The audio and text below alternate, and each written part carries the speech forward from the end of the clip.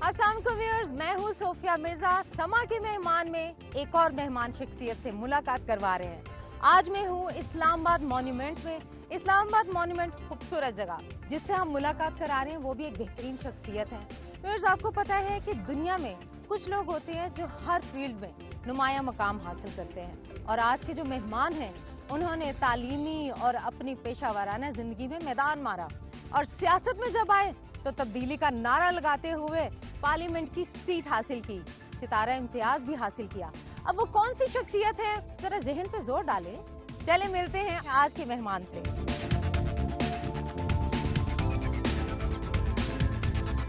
Islamabad monument बहुत खूबसूरत जगह है और जनरल परवेज मुशर्रफ ने जब प्रेसिडेंट थे अपने ज़माने में इसको तामीर करवाया। रीज़न क्योंकि चारों सूबों को उन्होंने एक ही छत के नीचे छोटा पाकिस्तान के तौर पे उन्होंने प्रेजेंट किया। हिस्ट्री में जिनका नाम है और जो हमारी सियासत से ताल्लुक़ रखती हैं उनके बारे में इंफॉर्मेशन है। जो बाहर रहते हैं इस्लामाबाद से, मुल्क से बाहर रहते हैं, उन्हें इस्लामाबाद मॉन्यूमेंट देखना चाहिए, इससे बड़ी नॉलेज मिलेगी। डेफिनेटली मैंने विजिट किया, बहुत अच्छा लगा, आप भी आइएगा। आज हम मुलाकात करा रहे हैं आपकी पीटीआई के मरकजी रहनुमा असद उमर साहब से। आइए मुलाकात करते हैं। जी व्यूअर्स, अभी असद उमर साहब जा रहे हैं NA48 अपनी कॉन्स्टिट्यूएंसी में विजिट करने जा रहे हैं। एक्चुअली अभी जो हम जा रहे हैं विजिट के लिए, वो तो वहाँ पे हल्के में कुछ लोग हैं हमारे अहम लोग हैं, उनकी घर में कोई फौजियाँ हुई हैं, उनके पास जा रहे हैं ताज़ियत के लिए। ताज़ियत। तो असद उमर साहब ड्राइविंग कर रहे हैं। कितनी इंटरेस्टिंग बात है कि पार्लियामेंटेरियन एक हाई प्रोफाइल पर्सनालिटी जो खुद ड्राइव करती है और अपने काम भी खुद करते होंगे। असद साहब से गपशप। अच्छा, पहले ये बताइए सर कि कहाँ पैदा हुए, बचपन कहाँ गुजरा? मैं पैदा हुआ था जी पिंडी में। पहली 5 क्लासेस जो हैं वो तकरीबन तमाम से सैयद में पढ़ी। एक बिल्कुल छोटा सा पीरियड था जिसमें कैंट पब्लिक स्कूल जेलम में भी पढ़ा, क्योंकि वालिद साहब का जेलम ट्रांसफर हो गया था। वालिद साहब तो जाहिर आर्मी से थे और घर का माहौल भी काफ़ी पंक्चुअल और स्ट्रिक्टनेस और थोड़ी सी रूल्स एंड रेगुलेशन को फॉलो करना बहुत इम्पोर्टेंट होगा, तो कैसा माहौल था? नहीं, मेरे वालिद साहब जो हैं वो जो जनरल आपके दिमाग में आता है कि जनरल साहब जो होंगे बहुत सीरियस किस्म के इंसान होंगे, बात वो शायरी भी करते थे। अरे, वो ज्वेलरी डिजाइन करते थे खुद अपने हाथ से। अच्छा। और बहुत सक्सेसफुल जनरल भी थे। अच्छा, तो वालिद कैसे? जाहिर है आपने दोस्त बताया, तो जनरल अगर देखा जाए बीइंग आर्मी ऑफिसर, जाहिर है वहाँ स्ट्रिक्टनेस होती है, तो जब कभी आपने प्रैक्टिस करते हुए एज एन आर्मी ऑफिसर देखते थे तो आप क्या महसूस करते थे? Was he very strict towards his subordinates? General साहब की एक जो रिस्पेक्ट तो होती है, वो स्पेशली जेल में मुझे याद है GOC 23rd डे, तो वो सुबह के वक्त नेशनल एंथम रेजिंग होती थी, कौमी तराना बजता था। वो बिल्कुल अर्ली मेमोरीज के अंदर है। गार्ड, जनरल सलूट, अटेंशन, वो आवाजें जो है वो अभी तक जहन के अंदर आती है, लेकिन ऑन द जॉब नहीं, मैंने आपको नहीं। तो आप कितने बहन भाई हैं? टोटल 7 है। अच्छा, माशाल्लाह। और आपका नंबर? सबसे छोटा। अच्छा। सबसे छोटा, और मुझ में और जो सेकंड यंगेस्ट हैं उनमें 7 साल का गैप है। अच्छा, और मैं तमाम फर्स्ट कजन्स में भी सबसे छोटा हूँ। Very nice. तो सबसे ज्यादा पैम्पर्ड होंगे? बचपन से पैम्पर्ड। काम करने की आदत कभी बचपन से नहीं थी। स्पॉइल्ड ब्रैट है। बिल्कुल। अच्छा, तो तालीम, एजुकेशन, ज़हीन बच्चे थे आप, स्टूडेंट ज़हीन थे, शार्प स्टूडेंट थे? ठीक थे, ठीक है। गुजारे लायक। एक टॉपर ठीक कैसे हो सकता है? गुजारे लायक। नहीं, मेरी जो मैट्रिक, इंटर और BCom के जो रिजल्ट्स थे वो ठीक थे। They were good results but nothing exceptional. फिर IBA में जाके मेरी जो ग्रेजुएटिंग क्लास थी सबसे ज्यादा GPA थी, तो वहाँ पे एक्सेप्शनल जो मेरे रिजल्ट आए वो सिर्फ MBA की जो डिग्री थी उसके अंदर आए। तो आप ज्यादा इंटरेस्टेड थे बिजनेस में? नहीं, वो जो फॉर्मेट है ना, हमारा जो पुराना जो एग्जामिनेशन का सिस्टम है वो रिवॉर्ड करता है रट्टे लगाने को। अच्छा। आपने कितनी सप्लियां भरी, आपने लाल बॉल पॉइंट से अंडरलाइन किया कि नहीं किया, बिल्कुल कितनी देर आप लिखते रहे, रट रट के कितने गए।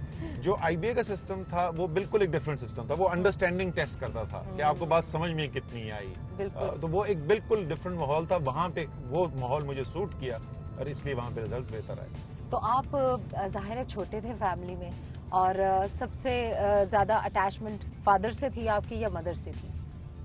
दोनों से थी। मेरी जैसे मैंने बताया, मेरे वालिद साहब भी जो हैं उनके साथ भी बड़ी क्लोज फ्रेंडली रिलेशनशिप थी। गप ज्यादा वालिद साहब के साथ लगती थी, ज्यादा चीजें अच्छा। कॉमन इंटरेस्ट की चीजें ज्यादा थी वालिद साहब के साथ। सबसे छोटा था इसलिए अम्मी का फेवरेट मैं था। अच्छा, कोई मुझे इंक्लूडिंग मेरे वालिद साहब कोई कुछ कह नहीं सकता था। अदरवाइज मेरी अम्मी जो है वो दीवार बन के खड़ी फिर है। शरारतें तो बहुत हुई होगी। नहीं, मैं बहुत ज्यादा कुछ शरारत नहीं करता था। बहुत सीधे साधे बच्चे थे आप। बहुत ज्यादा शरारती नहीं था। बहुत ज्यादा मुझे जो बचपन से शौक था वो नॉलेज का शौक था, पढ़ने का बहुत शौक था और स्पोर्ट्स का शौक था, बेतहाशा जुनूनी स्पोर्ट्स का। कौन सी स्पोर्ट? सबसे ज्यादा क्रिकेट, अच्छा। हर पाकिस्तानी, लेकिन तमाम स्पोर्ट्स का शौक था। आजकल की तरह नहीं, जो बच्चे जो हैं वो सिर्फ या क्रिकेट या इंग्लिश प्रीमियर लीग, बाकी पता नहीं होता। हमारे यहाँ घर में वो स्पोर्ट्स टाइम आया करता था। जी। तो तमाम दुनिया में 1968 की ओलंपिक जब हुई, उस वक्त मैं 7 साल का भी नहीं पूरा हुआ था। ओह। और मुझे अभी तक याद है कि उसके अंदर जिम हाइंस 100 मीटर्स जीता था, टॉमी ली स्मिथ 200 मीटर्स जीता था, अरे। ली एवंस 400 मीटर्स जीता था, फॉसबरी जो है उसने हाई जंप जीती, जबरदस्त। बॉब बीमन जो है लॉन्ग जंप जीता। वो इतना ज्यादा शौक था स्पोर्ट्स का, वो बचपन की चीजें आज तक याद है। अच्छा, ज्यादा बादाम खाते थे माशाल्लाह ज़हीन। बादाम मैं अभी भी खाता हूँ। है ना? बादाम मैं आजकल माशाल्लाह। regular- मेरी पसंदीदा चीजों में से बादाम है ना? ये तो एक टिप हो गई ना व्यूअर्स के लिए। आपकी अपब्रिंगिंग एज अ जनरल सन और फिर फैमिली में सारे बहन भाई पढ़े लिखे, उससे आप किस तरह रिलेट करते हैं अपने बचपन को और एक आम बच्चे के बचपन को? बचपन में जब हम 8 साल 10 साल के थे तो घर में जो सारी बातें होती थी वो ये होती थी, अपने बहादुर यार जंग ने क्या किया, अपने महमूद गजनवी। कायदे आजम ने क्या किया, मौलाना मौदूदी ने क्या बोला।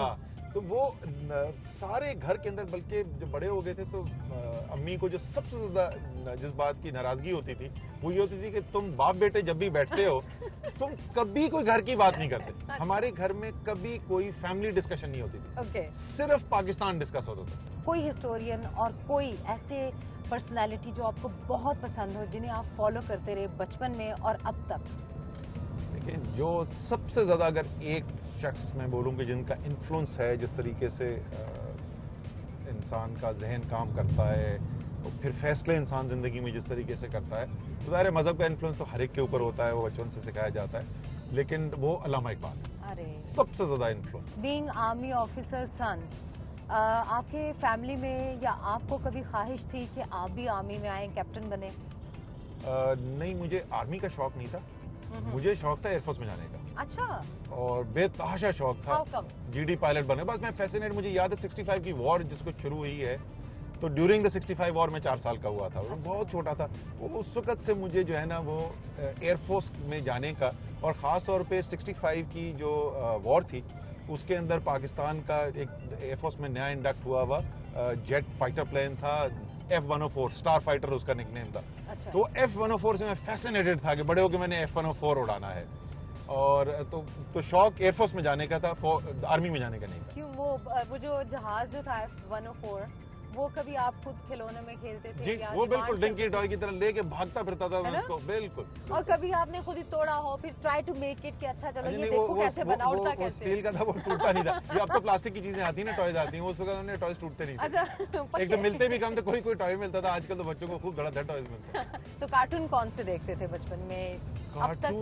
कार्टून जो बचपन के कार्टून जो अभी तक जो सबसे ज्यादा मुझे जो याद है बचपन के कार्टून में, वो तो पॉपाय, the seller. The sailor man, spinach खाने वाला। सही। फिर ऑब्वियसली वो सारे डिज्नी के माइटी माउस और वो टॉम एंड जेरी वगैरह। और ये सब। पहली जॉब वो कौन सी थी और कितनी सैलरी थी उसकी? पहली जॉब थी मेरी HSBC बैंक कराची में, मुझे जॉब मिली थी, और मुझे अभी तक याद है चौधरी फरीद अहमद मेरे पहले बॉस थे वहाँ पे, उनका इंटरव्यू जो है वो बड़ा मजेदार इंटरव्यू अच्छा। था। उस इंटरव्यू में उन्होंने मुझसे सिर्फ एक सवाल पूछा था जी। कि आपकी जीपी इतनी ज्यादा क्यों है? सिर्फ एक सवाल पूछा था कि मार्क्स इतने ज्यादा क्यों है? अच्छा। तो वहाँ से शुरू किया, 3,200 रुपये मेरी तनख्वाह थी, अच्छा। बेहतरीन तनख्वाह थी, और ये मार्च 1984 की बात है। व्यूअर्स, इस वक्त असद उमर साहब अपने हल्का NA48 के इलाके संजानी में आए हैं। उनके एक कारकुन हैं, उनके घर वफात हुई है, ताजियत के लिए आए हैं।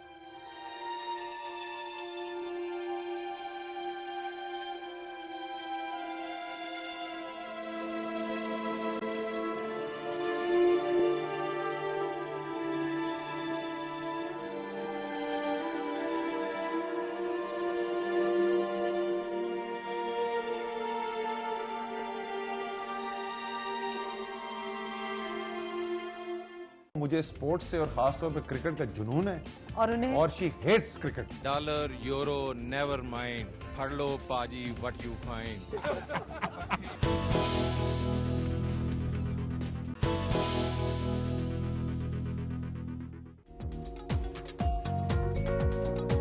जी व्यूअर्स, इस वक्त हम जंगी सईदा पहुंच चुके हैं। यहाँ पे पीटीआई का अवामी शिकायती सेल है। असद उमर साहब लोगों से बात करेंगे, उनकी शिकायत सुनेंगे। आइए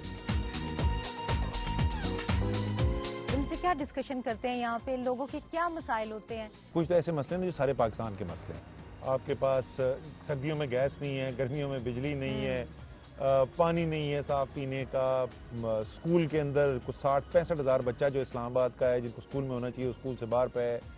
अस्पतालों के ऊपर इतना लोड है, वो पिम्स जो बना था 2 लाख के इस्लामाबाद के लिए, 20 लाख के इस्लामाबाद को भी वही सर्व कर रहा है। उस शहर के अंदर जहाँ कोई भी नहीं मांग रहा मेट्रो बस, वहाँ पे सिर्फ एक सड़क पे बस चलाने के लिए आपने 50 अरब रुपए खर्च कर दिए। आप निज़ाम देखें किस तरीके से बिगड़ा हुआ है। वो बस चलती है पिंडी से, मेट्रो बस चलेगी, वो NH56 से शुरू होगी और NA48 में खत्म होगी। MNA कौन है इन दोनों? आप NA56 Imran Khan, NA48 Asad Umar. MNA के डेवलपमेंट फंड 0, लेकिन हनीफ अब्बासी कहते हैं मैं आपको अरबों रुपए दिला दूंगा। वो तो डेवलपमेंट जो कर रहे MNA हैं। भी नहीं है, जो हरा हुआ इलेक्शन आदमी है। ये कौन सा निजाम है? ये सियासत में जो आए हैं, कौमी खिदमत, अवाम की खिदमत करनी है ना, आए हैं, उसका फायदा नहीं हो रहा। अब आप कह रहे हैं धरना है, धरना भी कर लिया, एंड रिजल्ट्स क्या हुए? पहली बात तो धरने से क्या फर्क पड़ता है, ये बहुत बड़ा सबक है पाकिस्तान की आवाम के लिए। 4 महीने से आलमी मंडी के अंदर तेल की कीमतें गिर रही थी, पाकिस्तान के अवाम को रिलीफ सिफर रिलीफ। 4 महीने के बाद एक मैंने प्रेस कॉन्फ्रेंस की, खान साहब को नोट बना के दिए, उन्होंने कंटेनर से तकरीर की। अगले दिन सुबह वजीर आजम ने ऐलान कर दिया कि जी तेल की कीमतें हम कम कर रहे हैं, और उसके बाद 3 महीने लगातार तेल की कीमतें कम। उसके बाद हमने कहा भाईजान बिजली 40% जो है वो तो बन रही है तेल से, तो तेल सस्ता हो गया तो बिजली क्यों नहीं सस्ती कर रहे? तो बिजली सस्ती की गई। आपको पता है IMF के एग्रीमेंट के अंदर लिख के, डार साहब अभी लिख के दे के आए कि जी हमने आपसे वादा किया था हम बिजली की कीमत बढ़ाएंगे, लेकिन हम नहीं बढ़ा सके। और वजह सुने डार साहब वजह क्या बता रहे हैं, क्यों नहीं बढ़ा सके? क्योंकि PTI के धरने का दबाव है। सही। तो अभी ये जो एरिया है, इसका सपोज आपको फंड्स भी मिल जाते हैं, तो आपको सारे इख्तियारात भी मिल जाते हैं, आप रोड्स बनाएंगे, कंस्ट्रक्शन कराएंगे। मैं नहीं चाहता कि यहाँ पे एक निजाम ऐसा है कि असद उमर के पास सारी इख्तियार है, नहीं, मैं चाहता हूँ इनके पास हो।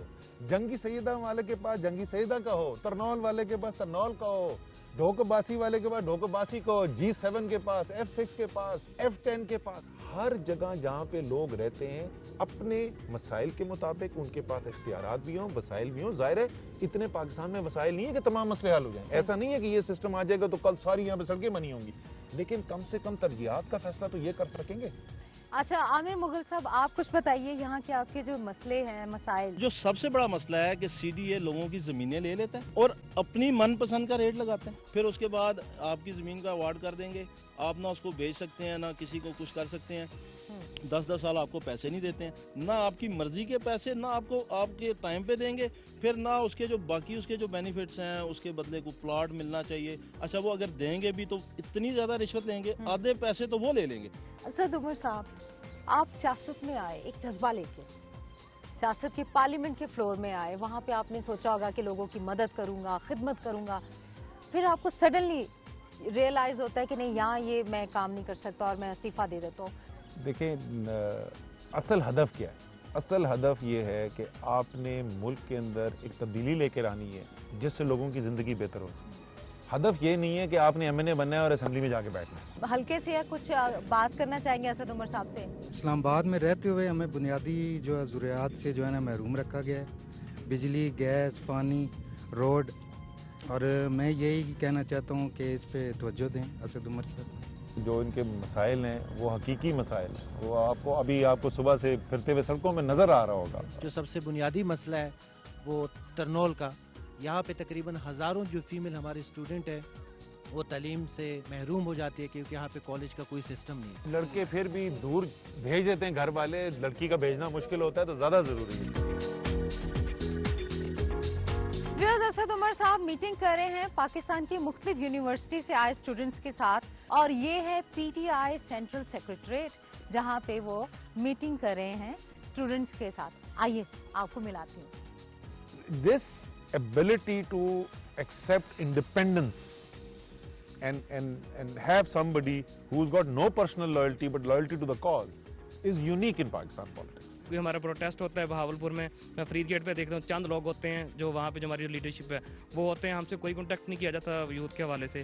आप जो बात करें वो जायज़ गिला है, लेकिन उसका माजरत के साथ यूथ के लिए काम करने से कोई ताल्लुक नहीं है। वो तो उल्टा है ना, वो आपसे काम राब्ता करते हैं कि आपसे काम करवाया जाए। Sir, what do you think which is the most favorable city for PTI?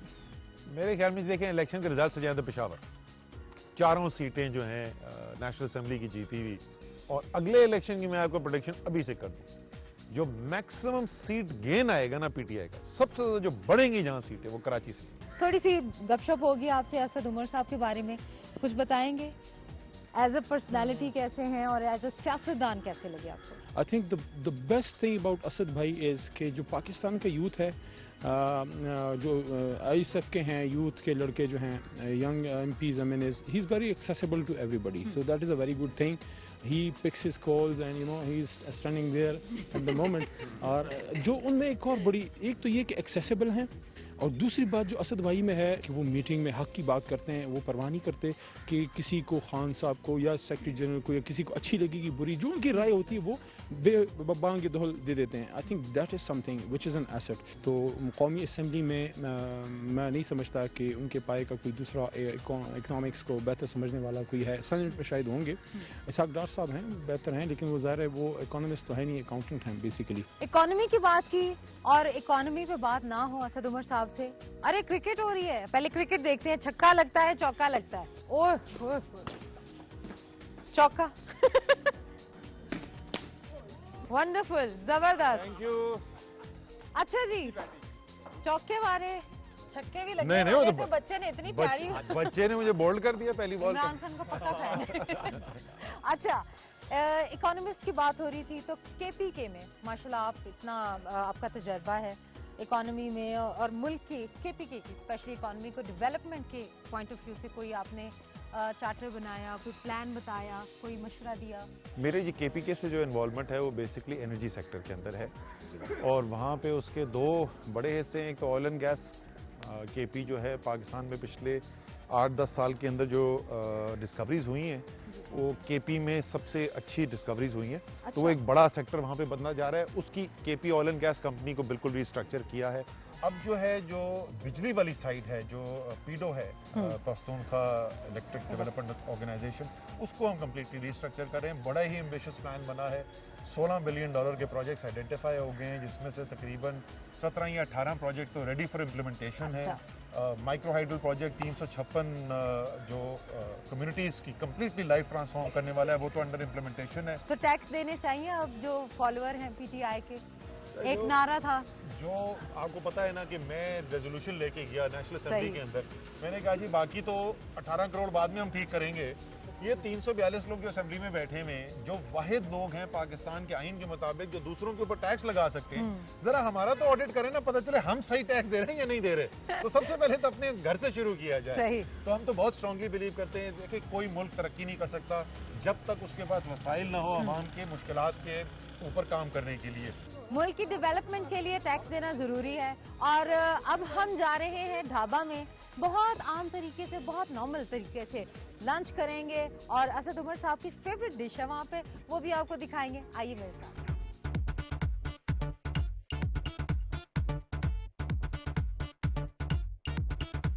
यहाँ एक ढाबा है जहाँ पे असद उमर साहब आते हैं, अपने कुछ फ्रेंड्स हैं, कोलीग्स हैं, उनसे मिलते हैं और फिर खाना भी खाते हैं। इस वक्त हम हैं ड्रीम टीम के रूहे रवां अली ऐवान साहब। इमरान खान साहब ने इनका नाम रखा था इस टीम का क्योंकि बहुत हार्ड वर्किंग है, डिवोटिंग है। और असद उमर साहब मीटिंग करने आए हैं। अली ऐवान साहब कैसे हैं आप? ठीक ठाक? जी जबरदस्त, जी जबरदस्त। अच्छा, इंट्रा पार्टी इलेक्शन हुए, आमिर मुगल साहब जीत गए और डिफीट हुआ, थोड़ा सा फीलिंग कैसी थी? प्रोसेस का हिस्सा है और चलता रहता है। हम तो खुश इस चीज़ में हैं कि हमारी पहली ऐसी डेमोक्रेट पार्टी है जिसमें लोगों को ये राइट दिया गया कि वो वोट डाल सकें। अपने लीडर्स खुद चुन सकें। तो आप अपने हल्के में क्या डेवलपमेंट के पॉइंट ऑफ व्यू से क्या कर रहे हैं, मसाइल क्या है लोगों के? हम तो सिर्फ मसाइल सुन सकते हैं, लोगों के हमारे हाथ में तो इख्तियारात नहीं है। असद भाई हमारे MN है, ही नोज बेटर। हम सुन सकते हैं, जहाँ तक एक अप्रोच से काम चलाया जा सकता है चलाया जा सकता है। निज़ाम तो उसी वक्त ठीक होगा जब हम लोग आएंगे। असद उमर साहब हैं, बहुत अमेजिंग पर्सनैलिटी हैं, और इनकी शख्सियत से आपने क्या सीखा? बहुत कुछ सीखने को मिलता है कि मेहनत करनी चाहिए इंसान को। मेहनत के बाद आपको एक प्रॉपर, जो असद भाई की बहुत ज़बरदस्त चीज़ है कि बड़े फोकस्ड रहते हैं अपने काम के बारे में। मतलब इनसे बहुत सारी चीज़ें लर्न करने के लिए कि लीडरशिप क्वालिटीज़ क्या होती है इंसान के अंदर। आमिर मुगल साहब भी हैं, अली अवान साहब भी हैं। अगर फैसला करना हो कौन दोनों में से बेहतर परफॉर्म कर रहे हैं? दोनों की अपनी अपनी स्ट्रेंथ्स हैं, और दोनों जो हैं इनकी जो सबसे जो अल्टीमेट जो मैं बोलूँगा स्ट्रेंथ जो कॉमन है दोनों के अंदर, वो वही है जो मैंने आपको बताया, कंप्लीट लॉयल्टी एक कॉज के साथ। इमरान खान साहब ने शादी तो कर ली, अब कौन सा पाकिस्तान, क्या करना है नए पाकिस्तान? नए पाकिस्तान में एक तो चीज़ ये होगी कि इंसान अगर शादी करेगा तो उसके ऊपर सारे अखबार तबसरों से नहीं भर जाएंगे। जब इख्तियारात जो है वो चंद MNAs या मिनिस्टरों के पास नहीं, वो निचली सतह के ऊपर G7 के मसाइल हल करने के लिए G7 के मुंतखब नुमाइंदों के पास इख्तियारात भी होंगे और वसाइल भी होंगे, जब बनेगा नया पाकिस्तान। यहाँ पे अजहर भाई बैठे हुए, शायरी मजहर भाई शायरी बल्ले भी की थी, अब शादी भी करेंगे? नहीं, वो उल्टा हो गया ना गाना, वो उसका इब्रारो लग गया ना गाना, जो इमरान खान दे जलसे जो हुण साडा नच्चे नूं दी करदा। अब औरतें गाएंगी इमरान खान दे जलसे जो हुण साडू पिटने नूं जी करदा।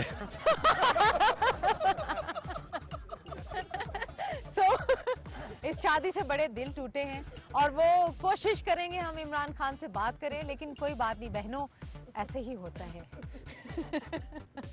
तांदली कर दे जरा ना संग दे, ठूठा लैके दर दर मंगदे, फोन जे आ जांदा ए उथों, तरेलियां आंदियां थर थर कंबदे, डॉलर यूरो नेवर माइंड, फड़ लो पाजी व्हाट यू फाइंड, कट्ठे कर लो कुश्ते बंसी, वी एक्सेप्ट एनी करेंसी, फकीरां कोलों जान छुड़ाओ, खान दियां बावां बंदे जाओ। चलें जी, खाना आ रहा है और वही फेवरेट दाल, माश की दाल, और मेरी भी फेवरेट है। जबरदस्त। व्यूअर्स, आप देख रहे हैं कि असद उमर के साथ यहाँ बैठे हुए हैं आम लोगों में, उनके अपने लोग हल्के के हैं और कोई भी आ सकता है, यहाँ कोई सिक्योरिटी नहीं है, और आम सादा जैसे आम आदमी खाता है खाना, वैसे ही खाना खा रहे हैं। कहते हैं ना, झुके हुए को फल लगता है। सो ये इनकी मेहरबानी है कि ये हमारे मुल्क की तरक्की के लिए, मुल्क के मफाद के लिए सियासत में आए। सो हम दुआ करते हैं खुदा ताला इन्हें कामयाब करें इनके मकासद में, मुल्क की बेहतरी के लिए। आमीन। मुझे स्पोर्ट्स से और खास तौर पर क्रिकेट का जुनून है, और उन्हें, और शी हेट्स क्रिकेट।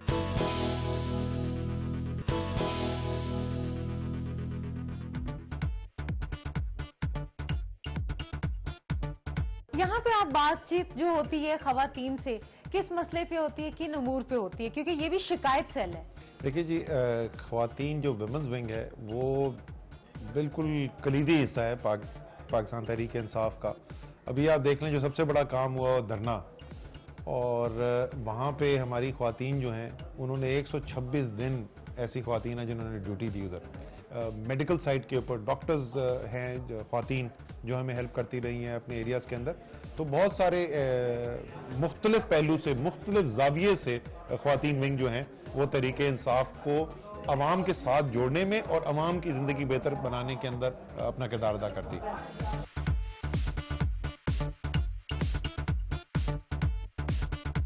किस चीज की मिठाई है ये? खान साहब की शादी की मिठाई मंगाई है उन्होंने।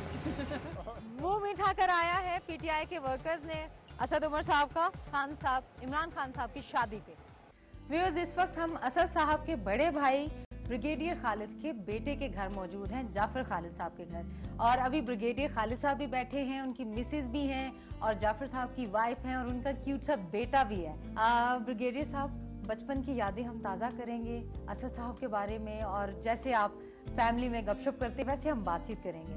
सो असद साहब के बारे में बताइए कि बचपन कैसा था? मूडी थे, शरारती थे या बड़े नॉटी थे? मूडी नहीं थे, नॉर्मल चाइल्ड, बहुत ज़्यादा इंटेलिजेंट, ज़हीन थे और एक बात को बचपन से ही बहुत जल्द समझ जाते थे। अच्छा, आप बताइए कि असद साहब जो हैं इस वक्त सियासत में हैं। अब सियासतदान एक बहुत मुश्किल काम है सियासत करना, और आप उनको कैसे देखती हैं कि सियासत में ये वही लड़का है जिन्होंने जॉब की, एक बड़ी एग्जेक्टिव जॉब, और एकदम सियासत में आ गए, तो कैसा लगता है? ऐसे लगता है जैसे एक नेचुरल चीज है इसके लिए तो। अच्छा। हाँ, इसने तो फौरन ऐसे उसमें चला गया जैसे कि इट्स नथिंग। माशाल्लाह उसने एकदम से सारा कुछ ग्रैस्प कर लिया, क्योंकि हमेशा से कौम की खिदमत और वतन का प्यार तो है ही था ना। असद उमर साहब जो है बचपन में फिल्म्स भी देखते होंगे, फिर बहुत से कैरेक्टर्स जैसे बच्चे होते हैं ना, बॉयज जैसे, ये शार्प बच्चे थे, स्टूडेंट थे, इंटेलिजेंट थे, तो किस कैरेक्टर को, बैटमैन को, स्पाइडरमैन को, किसी को करते थे ये फॉलो? मूवी में हमारी पूरी फैमिली में है, हम किसी मूवी के हीरोज या हीरोइंस को उससे इंस्पायर नहीं होते। अच्छा। हाँ, हमारे रियल लाइफ में जो आप बोलें दुनिया की हिस्ट्री में प्रेजेंट पास्ट जो हीरोज हैं वो हमारे हीरोज हैं, हमारी फैमिली के। कोई ऐसी शरारत जो आपको याद हो और आप इन्हें भी याद कराएं? भाईजान की शादी में मुझे याद है। अच्छा। भाईजान भाभी की शादी हो रही थी, मैं 10 साल का था, तो वो पीसी पिंडी में शादी हुई थी। तो वहाँ पे हम लोग, मैं और 2 हमारे दोस्त थे, ब्रिगेडियर थे, मैं वालिद के साथ काम करते, ब्रिगेडियर मुबारक, कर्नल मुबारक, उनके बेटे। तो हम जो है, हमने एक तो हम लिफ्ट में जाते थे और सारी लाइट्स ऑन करके ना सारी फ्लोर की बाहर निकल जाते थे, और उसके बाद वो जो वॉशरूम के अंदर होते हैं, वो होटल्स के अंदर, वो नीचे से जगह इतनी खाली होती है। हाँ जी। तो हम नीचे से अंदर जाते थे, उसको लॉक करके फिर बाहर निकलते, सारे हम लॉक करके। तो भाईजान की शादी में मुझे याद है कि हम क्या हरकतें कर रहे थे। इनकी भाभी, कैसा आपका ताल्लुक है, आपका मिजाज, इनका मिजाज कैसा है, जरा वो बताइए। असद जिस वक्त शादी हुई थी ना, तो उस वक्त बहुत छोटा था। अच्छा। 10 साल is not very big. Yes. तो हमारे तो छोटे भाइयों की तरह था, और हम लोग बिल्कुल we were just like play, हम इकट्ठे खेलते थे, गेम्स करते थे, क्या ये कैरम खेलनी और इस किस्म की चीज़ें हम लोग करते थे। जब मेरी दूसरी देवरानी, मतलब पहली वाली देवरानी आ गई, तो हम लोग बहुत गेम्स खेलते थे और इसको अपना रेफरी बना के बिठा लेते थे कि ये हम गेम खेल रहे हैं, तुम देखना कोई चीटिंग ना करे। अच्छा, मिसेस जाफर बैठी हुई हैं। अब ये हमारी ना नेक्स्ट जनरेशन है, अब ये आपकी बहू भी हैं। अब आप इनको फोर्सी देखती हैं माशाल्लाह, तो आपके लिए आइकन होंगे कि पीटीआई के माशाल्लाह इतने इम्पोर्टेंट रुकन है, इतना माशाल्लाह नाम इनका। तो हाउ डू यू फोर्सी, कैसे देखती हैं इनको इन फ्यूचर, और अभी कैसे इनको देखती हैं आप?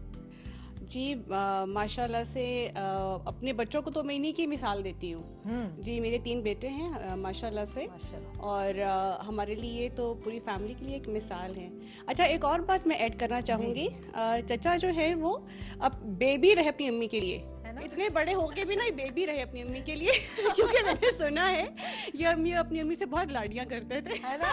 ये छुपाली बात इन्होंने, ज्यादा लाडियों वाली। अच्छा, पीटीआई पीएमएलएन की वोटिंग कराई जाए, तो फैमिली के अंदर आपका कोई ऐसा प्लान बनाया है कि पीएमएलएन और पीटीआई की वोटिंग करा दें इन हाउस? हमारी माशाल्लाह बड़ी फैमिली है, जैसे मैंने बताया था 7 सिबलिंग्स हैं, उनके 20 से ज़्यादा बच्चे हैं।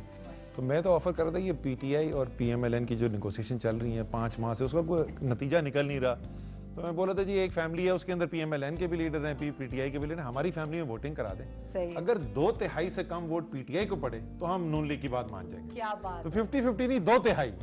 जबरदस्त। शादी अरेंज थी, लव कम अरेंज? शादी जो जाहिर है वो रिश्ते जो है अम्मी लेके जाती थी। मुझे याद है जब मैंने पहली दफा फोन पे बात की, जब मैंने फोन रखा ना, तो अम्मी ने बोला नाम क्या है, तो मैंने ऐसे देखा, कहती बेटा रिश्ता मैं नहीं लेके जाना है, नाम क्या है? तो क्लास फेलो थी या जूनियर थी? नहीं, वो मुझसे 2 साल जूनियर थे। हमने ज्वाइन आईबीएस सेम टाइम पे किया था। उन्होंने 4 ईयर जो बीबीए प्रोग्राम था, 3 साल बीबीए और 1 साल एमबीए, और मैं डायरेक्ट एमबीए प्रोग्राम। उनकी कोई ऐसी आदत जो आपको बहुत प्यारी लगी हो? 17 साल जो है वो हम BMW मर्सिडीज चलाते रहे, अब वो सिविक में फिरती है। अच्छा। जो काम सारे जाहिर है वो ऑफिस का अपना स्टाफ होता है, सेक्रेटरी, सब कुछ, everything is taken care of. घर में कोई एसेट जो है वो खराब हो गया, ठीक, कोई चीज, वो सारा काम उसको करना पड़ता है। कभी एक दफा कंप्लेन नहीं आई। अभी जो धरना चल रहा था वो सीवीयू के धरने में 70 दिन से ज्यादा वहां धरने में जाके बैठी। वहां पे ना इमरान खान होता था, ना कोई बड़े लीडर होते थे, उसके बावजूद 70 दिन से ज्यादा वो वहां पे आके बैठी। वो तकरीबन तमाम बड़े जलसों में पहुंची, और नीचे वो अवाम में होती है, वो स्टेज पे नहीं होती। यहाँ पे क्योंकि पिछले 4.5 महीने 5 महीने तो वर्चुअली में बिल्कुल ही नहीं ट्रैवल कर पा रहा था, इस्लामाबाद से बाहर कराची नहीं जा सक रहा था, तो वो आती थी। तो वो जो असल जो ज्यादा जिसने हिट ली है इस चेंज की, वो तो मेरी बीवी है, और 100% कमिटमेंट के साथ। इकोनॉमिक्स की टीचर है। अच्छा, मेरा इकोनॉमिक्स में इंटरेस्ट है, तो वो कॉमन इंटरेस्ट हमारा बहुत ज्यादा है। Okay. जो वाहिद चीज जिसमें बिल्कुल कोई ओवरलैप नहीं है, वो मुझे स्पोर्ट्स से और खासतौर पे क्रिकेट का जुनून है। और उन्हें, और शी हेट्स क्रिकेट। वो जब कमरे में कमेंट्री चल रही होती है तो कहती है आवाज ही कम कर दो, इसकी आवाज से मुझे डिप्रेशन होता है। रियली? But how come? आप तो एक डाई हार्ड फैन के लिए बड़ा मुश्किल होता है। अभी आपने बैठे बैठे पूछ लिया कि स्कोर क्या जा रहे हैं टेस्ट क्रिकेट के, तो इतने डाई हार्ड फैन और फिर कप्तान साहब के आप बेस्ट फ्रेंड है, तो फिर ये वाली चीज कैसे कोप करते हैं? फर्स्ट क्लास है। वो दो टीवी हैं जिसमें तो एक क्रिकेट देखता है अपने। अच्छा, बेडरूम में भी टीवी है, लाउंज में भी है। अच्छा, उसकी जो टीवी व्यूइंग हैबिट का जिसको मुझे सबसे ज्यादा फायदा होता है, वो सारी ये टॉक शोज वगैरह मॉनिटर करना। मुझे तो टाइम ही नहीं मिलता, मैं आपको बता रहा था, मुझे तो टाइम ही नहीं मिलता देखने का। वो मुझे डे एंड पे न्यूज मिल जाती है, टॉक शोज में आज क्या हो रहा था, अच्छा क्या व्हाट इज वर्किंग, पीटीआई की कौन सी पॉलिसी पे पॉजिटिव फीडबैक आ रहा है, किस पे नेगेटिव आ रहा है, कौन बंदा ठीक रिप्रेजेंट कर रहा है, कौन नहीं कर रहा है, वो सारी अपडेट मुझे मिल जाती है। जबरदस्त। दो ज़हीन लोग। तो असद साहब का नाम है माशाल्लाह, लोग जानते हैं, पहचानते हैं, तो आप कैसा महसूस करते हैं? नेचुरली मैं बेहद खुश और बहुत प्राइड, मतलब देखता हूँ डेली प्रोग्राम के यही कह रहे हैं ना, जैसे मुझे नहीं पता होता तो मुझे मैसेजेस आ रहे होते हैं, सर समा लगाएं, सर ये लगाएं, सर फ्रांस चैनल लगाएं।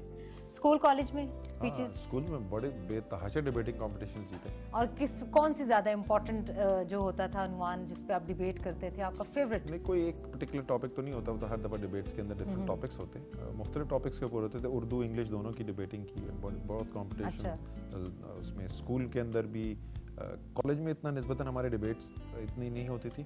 फिर आईबीए में दोबारा एक बिजनेस से पॉलिटिक्स में आना, एग्जीक्यूटिव जो जॉब छोड़ के, तो who was your icon, political personality जिसको आप फॉलो करते हैं, then you came into the politics? कोई भी पाकिस्तानी के लिए पॉलिटिकल जो आइडियल है, जिसको सब एमुलेट करना चाहेंगे, वो कायद आज़म। बैक टू द टाइम जब जवानी थी, कॉलेज था, और फिर फिल्म्स भी देखते थे, हीरो हीरोइन भी होते थे, किसको ज़्यादा पसंद करते थे? हीरो कौन आपका होता था फेवरेट? हमारे बचपन में जो मूवी में उस वक्त जो टॉप के हीरोज होते थे, Paul Newman, Robert Redford, Marlon Brando, ये लोग हैं। उसके बाद जो नेक्स्ट जनरेशन आई उसके अंदर वो Robert Duvall, Jack Nicholson, Robert De Niro, ये great hero, Dustin Hoffman. Mostly English movies देखता था, पाकिस्तानी मूवीज भी देखी, मोहम्मद अली, अबीद मुराद वारा की मूवी देखी, कम देखता था। लेकिन फेवरेट कौन था? वन ऑफ दीज, मतलब पाकिस्तानी में बोल रही हैं? एनी मतलब मेरे ख्याल में बेस्ट एक्टर दुनिया का जो है वो जैक निकलसन। और हीरोइन? हीरोइन जी मेरी जो फेवरेट ऑल टाइम, वो आजकल गायब हो गई, उसने मूवीज बनानी छोड़ दी, Sharon Stone. Sharon Stone was fantastic. Again उसका वो होता है, ये जो टॉप एक्टर्स भी होते हैं ना, आप इनको when you analyse, they are exceptionally intelligent people. True. Sharon Stone का 180 आईक्यू लेवल है। और सिंगर्स? सिंगर बड़ी वैरायटी, हर किस्म, गजल मेहदी हसन अमेजिंग, कव्वाली नुसरत फतेह अली और अमजद अपने गुलाम फरीद साबरी, वो कमाल के थे। देन आजकल के जो पॉपुलर म्यूजिक है उसके अंदर तो बहुत पाकिस्तान, अबरारुल हक, हमारा अबरारुल हक इज फिनोमिनल। मैं keep on saying world class आदमी है। इसके अलावा आतिफ असलम, अताउल्लाह ईसा खिलवी इज आइकॉनिक। पाकिस्तान में music talent is amazing. Madam of course. अच्छा, वजारत मिलती तो कौन सी वजारत लेते? प्रेफरेबली कोई भी नहीं।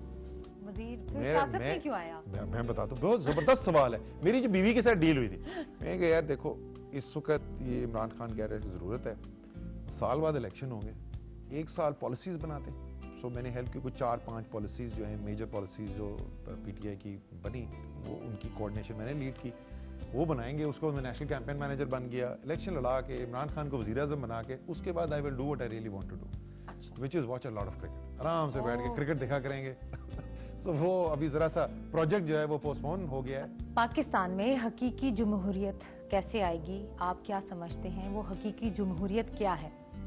देखिए, ये तो मैंने आज जो दिन में पहले भी बात कर रहे थे ना, हकीकी जमहूरियत उस दिन पाकिस्तान में मैं मानूंगा आ गई है जिस दिन पाकिस्तान के अवाम के हाथ में इख्तियार आएगा।